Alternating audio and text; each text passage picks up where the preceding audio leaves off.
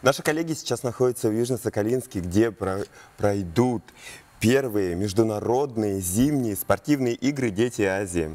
И сейчас на прямой связи с нами наша коллега Ларина Сукуева.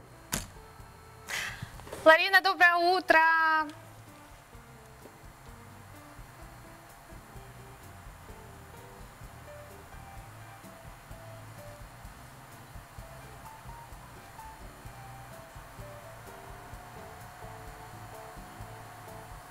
Какие-то технические неполадки.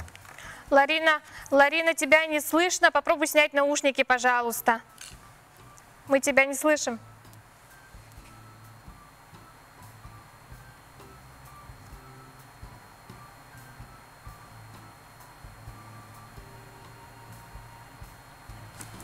Давайте еще раз.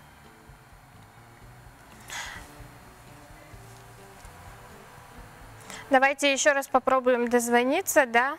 Ага. Так, как появится связь, мы обязательно свяжемся с Лариной. Хотим напомнить про наш WhatsApp номер. Это абонент МТС 279-2262, на который мы всегда ждем ваши сообщения. Есть ли сообщения к этой минуте, Дима? Так, к сожалению, сообщений у нас нету. Хотим напомнить вам про наш сайт YouTube «Утро НВК Саха». Все материалы, которые вы не успели посмотреть в эфире нашей программы, вы обязательно можете найти там. Итак, еще раз подключаемся к Ларине. Наконец-то. Ларина, тебе слово.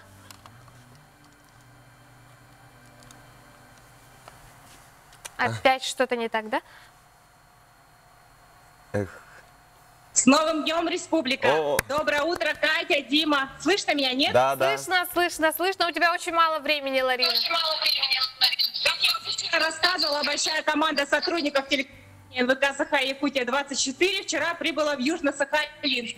Долетели мы хорошо, с небольшой задержкой в Хабаровск, и по прилету сразу же отправились на свое временное место работы.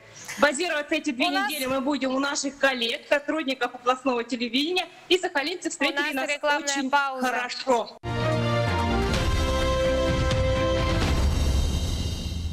Доброе утро, и мы продолжаем. Напомним, что на прямой связи из Южно-Сахалинска с нами наша коллега Ларина Сукуева. Ларина, продолжай, пожалуйста, вещать.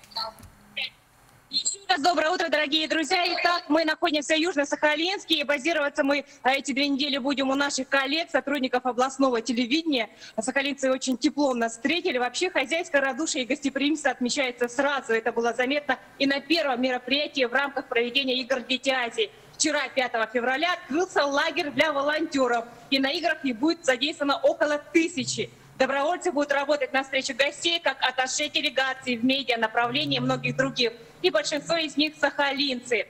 Вместе с ними организовывать международные старты помогут жители Москвы, Новосибирска, Хабаровска, а также Китая, Монголии и Кореи. С нашей республики на игры прибыло 15 добровольцев. Что ж, пока добровольцы знакомятся друг с другом, спортсмены адаптируются к новым условиям, ведь до стартов осталось 3 дня. Все начнется, напомню, 9 февраля. Между тем, погода на Сахалине благоприятствует проведению зимних соревнований. Температура сейчас -8, -9. Вчера, например, шел сильный снегопад. Катя, Дима. Ларина, покажи нам форму свою, очень интересно. Да, вчера мы получили форму. Для девочек выдали красную форму, а для мальчиков темно-синюю. И вот такие вот шапочки с логотипом НВК Саха. Здорово. И первых зимних игр «Дети Азии». Мы очень гордимся, мы очень рады красивой нарядной форме. Мы тоже очень гордимся, что наши коллеги будут вещать с Южно-Сахалинска. Ларина, спасибо еще раз. Ждем новых подключений.